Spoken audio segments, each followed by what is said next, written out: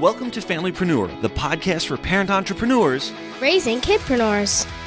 It's time for your weekly dose of inspiration and actionable tips to build your business and find better balance, all while strengthening your family. And now we'd like to introduce your host. She's my mom and thebomb.com, Meg Brunson. Hey there, thanks for joining me on another episode of the Familypreneur podcast. Today's guest left the 9-to-5 in 2016, and within 6 months, she was able to replace her income and build a clientele that she loved working with. She's a mom to 3 beautiful children and a top social media marketer and consultant, worldwide viral sensation, and leading authority on storytelling through social media and Facebook ads. Today, I'm excited to introduce you to the founder and CEO of award-winning social media marketing agency, The Viral Touch, founder and CEO of Social Media United, the queen of social media herself, Rachel Pedersen. Hey, Rachel, thank you so much for joining me today. I know our time is limited, so I want to jump right into some questions that my community and I have for you regarding TikTok. So when it comes to TikTok, most of the content that I see seems to be like funny, dancing, dog videos, and oftentimes it seems like a trend will get started and then people just take off with it for entertainment. So I'd love to know how businesses get noticed with all of the noise out there. Ooh, that's a great question. So with especially TikTok, what's interesting is most of the content that we see actually comes from influencers, which isn't a bad thing. It can just be a little bit misleading because we can assume, okay, this is the type of content I need to put out there. But actually, as a business owner, you almost want to either create evergreen educational content or match up the trends with evergreen educational content that is the truth today, a year from now, 5 years from now. So it's really powerful when you start to kind of take the trends and add your own angle to them. And that's what I actually recommend versus trying to become the next big influencer on TikTok. And that makes sense. So is it okay to create like a mix of content too? Like right now, I've been creating some dancing videos with my kids. You know, we're all kind of home and stationary, so they're teaching me how to dance, and it's terrible. We just got a new puppy, so now we want to incorporate some puppy videos. Can I keep that all on one account and have like kid videos, puppy videos, and business-focused content, or should I separate them out? Ooh, really good question. So the interesting thing is if you have a very personality-based business, I think it can be helpful to sometimes add in some different elements of your life besides business. However, until you have a raving following that like knows your videos, they know your username, they expect to see content from you, it can be really difficult because every time you put up like a puppy video or a video of your kids, it's attracting a different audience and it kind of stalls some of the progress of your business related content. But what I recommend is staying really focused in the beginning, especially until you get some massive traction. Whereas now if I put up a video of my kids, I try to make sure I'm in the video so people are like, oh yeah, that's Rachel and her kids. But people recognize my kids and they engage with it just because it's them. So it's a big shift in kind of the recognition of brand versus just putting up those videos and then kind of having them be their own silo of content. And do you have, on that same kind of topic of kids, do you have any issues with inappropriate content? Like, do you let your kids browse TikTok, or do you have any issues with feeling nervous about exposing your kids to that audience? Oh my gosh, I would never let my kids just browse TikTok. It is so inappropriate. I will say one thing that's been really hard is my daughter, she's 9 years old, and some of her friends are on TikTok.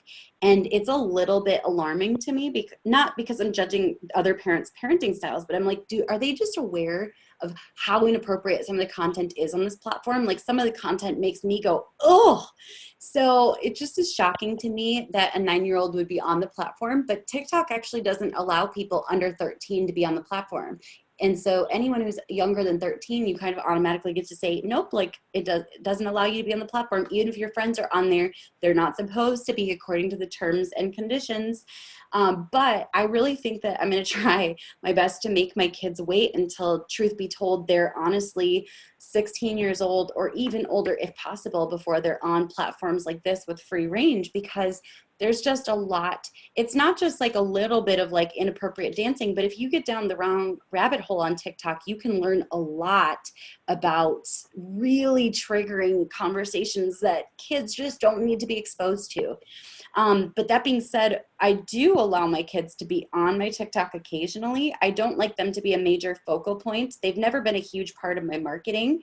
And I try to keep it that way because it's my brand. And ultimately, unless I'm paying them to be models, literally, which is also an awesome tax loop in case anyone's wondering, I don't want to make my kids feel like they're doing all this work for my business or like I'm using them as props, because that's just not the relationship that we have.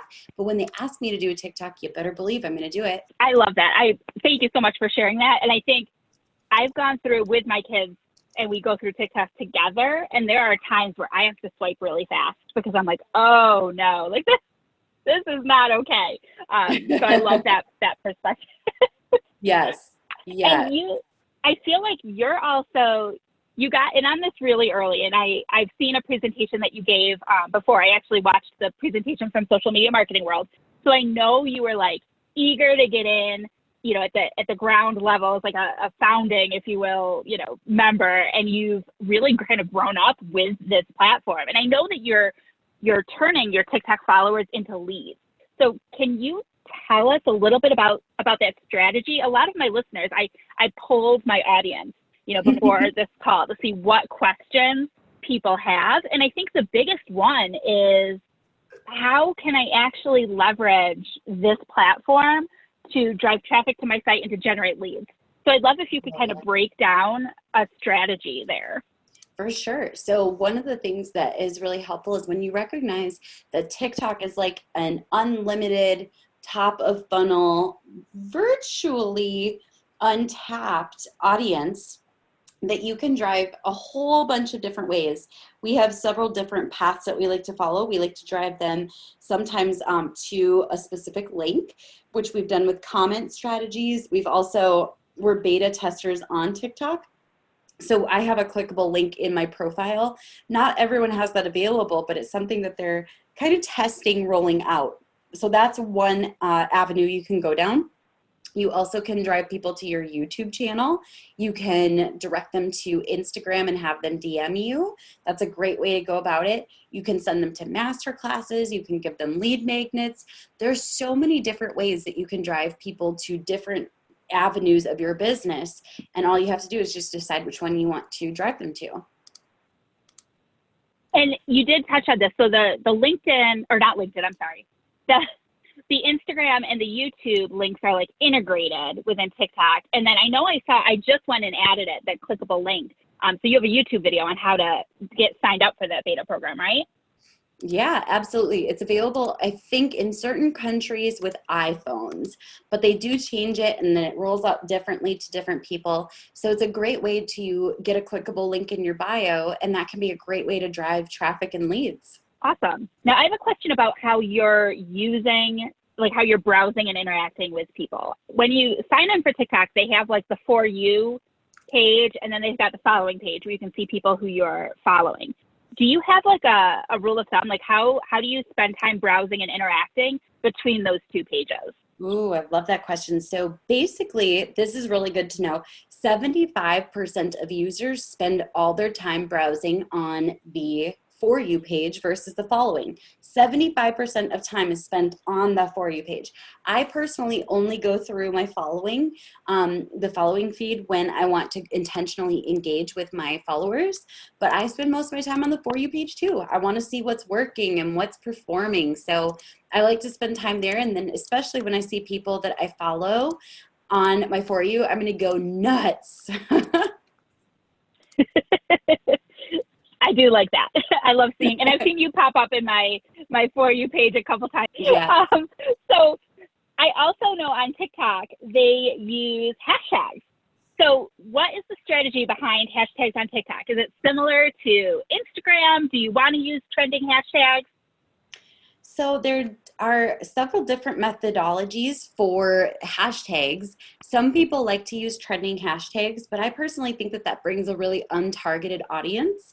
I do like some of the strategies from Instagram, but I'm a huge fan of using intentionally niche down hashtags that are appropriate for your industry, that bring your ideal customer to you. So I use a combination of really small, like niche down micro hashtags with bigger hashtags the more my account grows, so that way I can kind of work my way up the ladder of hashtags and discoverability.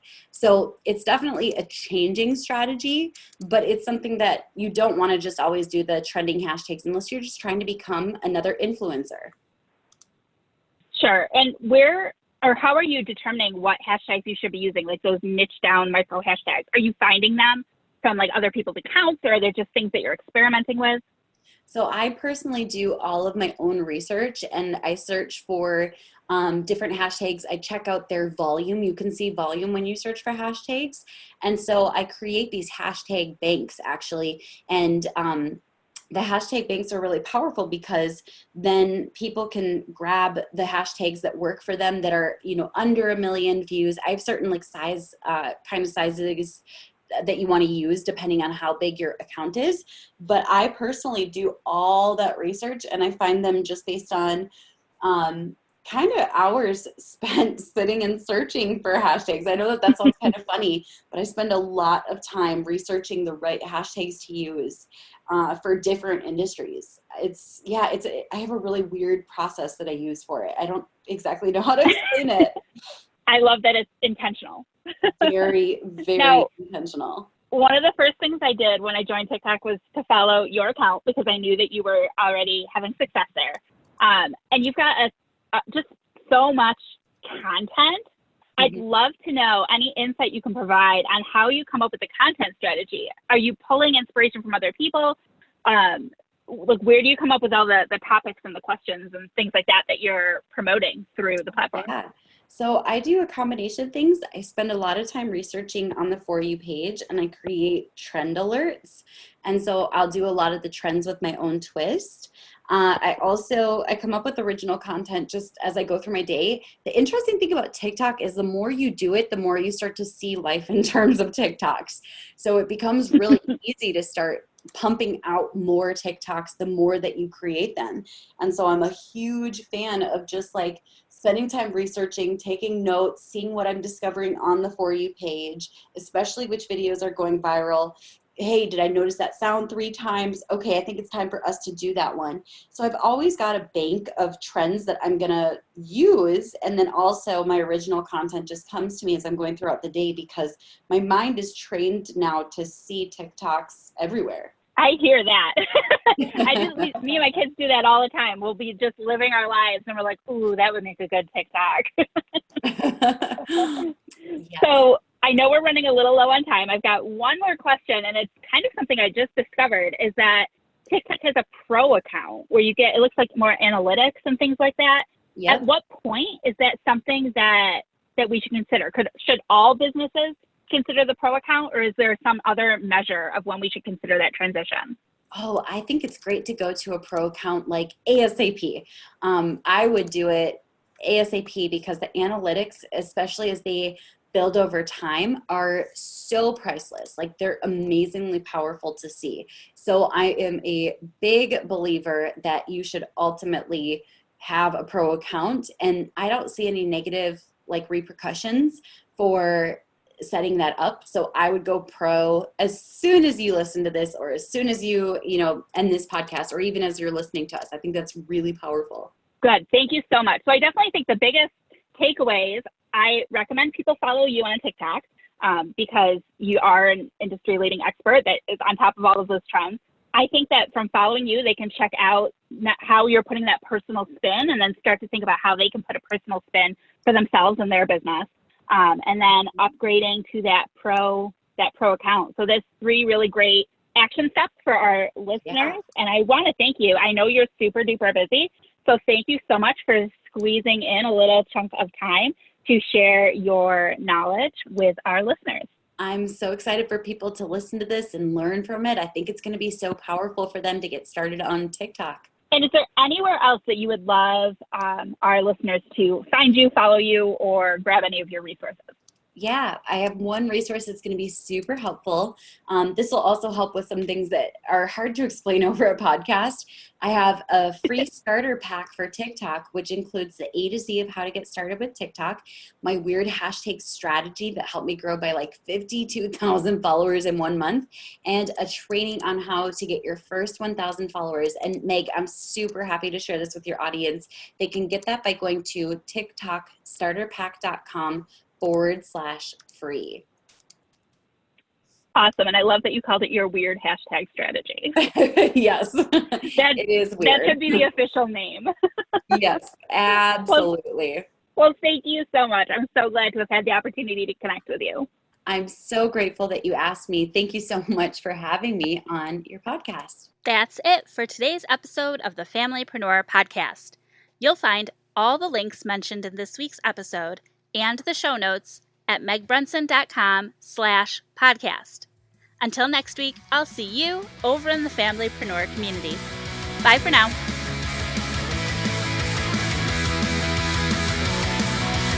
Don't miss my mom's next episode.